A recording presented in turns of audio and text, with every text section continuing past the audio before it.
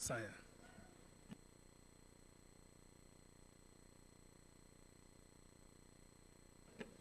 Merci beaucoup, Monsieur le Président.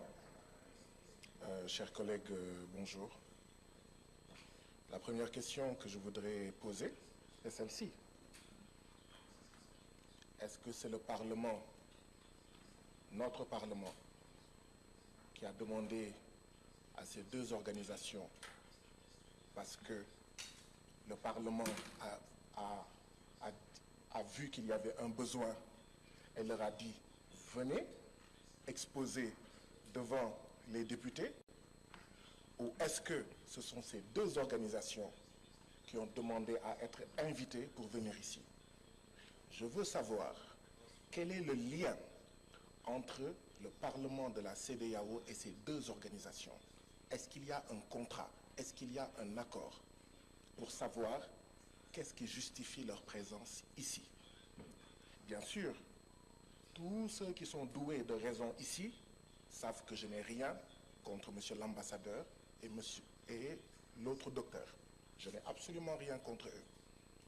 Je suis même gêné, très gêné, d'avoir à parler ici, d'avoir à dire ce que je vais dire devant eux.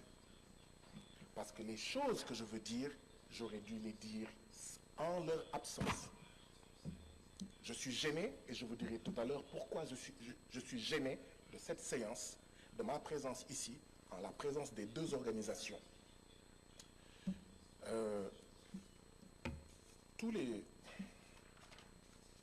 Il est mentionné dans le rapport de la CIDH, il me semble.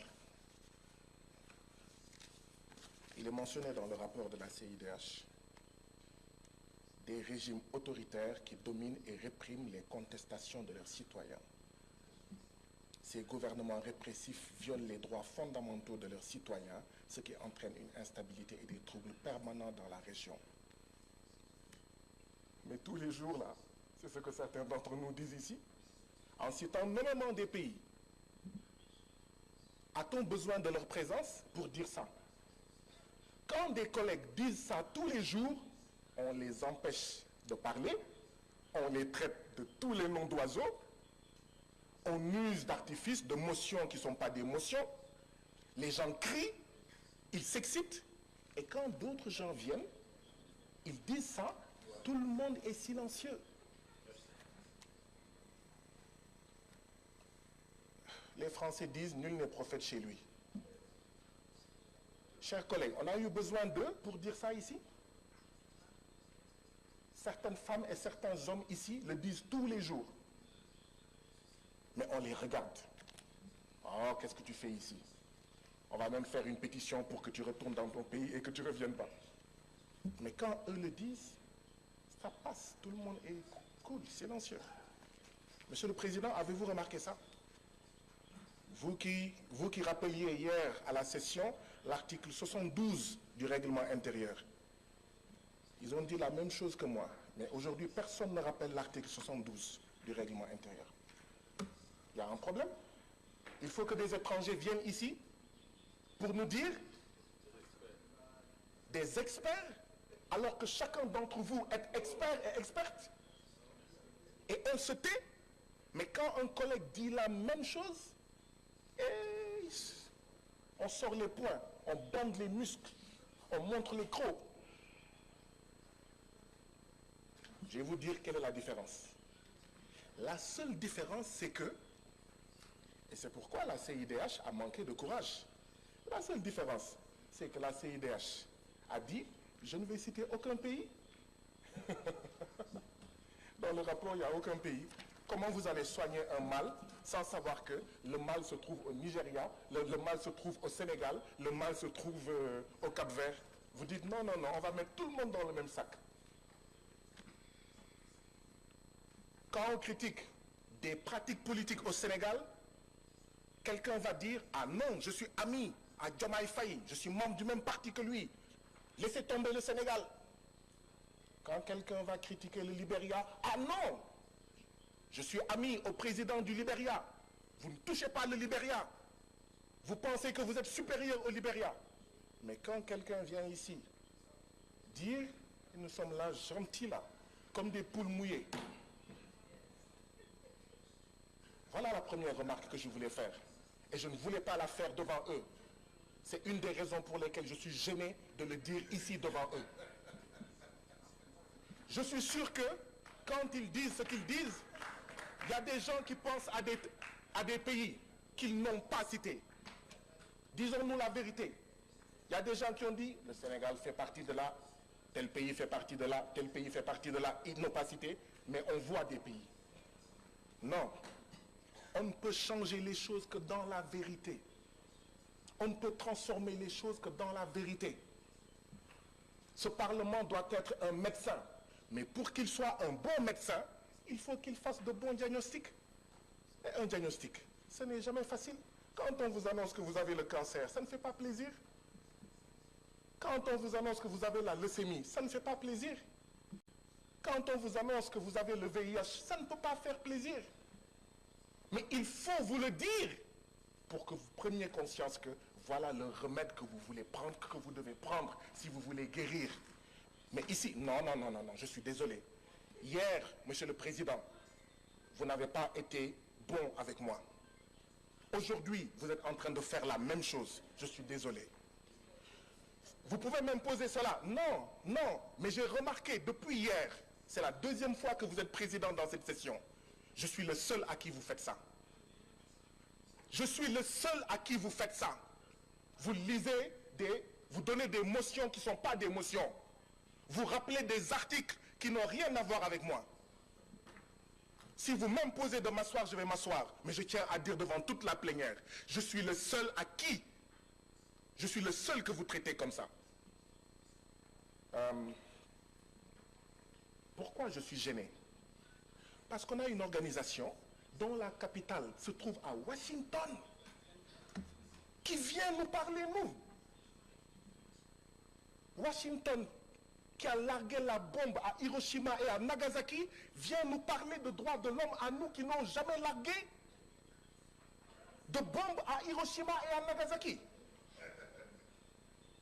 Une organisation dont la capitale se trouve à Washington, les États-Unis, dont le développement est basé sur le génocide des Indiens et l'esclavage des Noirs, cette organisation-là vient nous parler de droits de l'homme.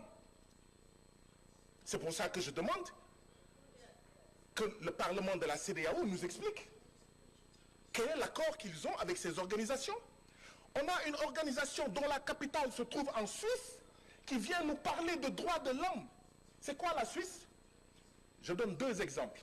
La Suisse, c'est là où certains de nos dirigeants qui ont volé l'argent du peuple, qui fait qu'on n'a pas de santé, on n'a pas d'éducation, ont caché dans leur banque notre argent. Et une organisation basée dans ce pays-là vient nous donner des leçons de droits de l'homme et nous sommes gentiment assis. La Suisse, c'est le pays où se trouve la société Nestlé qui fait du Nido et du Cerelac avec des taux de sucre supérieurs dans nos pays, avec des taux de sucre faibles au Royaume-Uni et en Allemagne. Vous pensez que ces organisations basées là-bas doivent pouvoir nous parler de droits de l'homme? Non. Ma proposition est celle-ci, Président. Ayons confiance en nous-mêmes, Africains. Il y a des organisations africaines, il y a des organisations d'Afrique de l'Ouest. Mais il faut les respecter, ne pas les bastonner, ne pas les emprisonner, ne pas les menacer, ne pas les terroriser. Les laisser faire leur job. Parce que la CEDEAO a besoin d'un regard critique, mais un regard africain, un regard d'Afrique de l'Ouest. Arrêtons d'aller prendre des organisations dont la capitale est Washington et la Suisse. Monsieur le Président, savez-vous que la CIDH, qui s'appelle Commission internationale des droits de l'homme, elle a été créée par une organisation qui s'appelle Organisation des États d'Amérique. Organisation des États d'Amérique qui a créé dans les années 50 la CIDH. Nous, on ne prend pas une organisation créée par l'OUA, une organisation créée par la CEDEAO, mais on la laisse libre, hein? On ne la crée pas pour lui dire, tu dis ce qu'on veut entendre. On va chercher une organisation créée par l'Organisation des États d'Amérique. C'est pour ça qu'elle a son siège à Washington. Mes collègues ont raison. La sagesse populaire africaine du Sénégal dit que le humble sa sankal, humble sa kersa. Ça signifie qui paye commande. Ceux qui veulent savoir qui paye là, qui sponsorise là, ce sont des États qui financent l'organisation basée en Suisse et l'organisation basée à Washington, qui veulent nous imposer une manière de voir, quand bien même parfois cette manière de voir peut être juste. Mais on n'a pas besoin d'un grand frère blanc basé à Washington et à Genève pour savoir la vérité. Nous n'en avons pas besoin. Je vais conclure, comme vous insistez. Je vais conclure, comme vous insistez. En 1236, ici en Afrique, il y a eu des Africains en Afrique de l'Ouest qui ont publié la charte de Kurunkanfoga.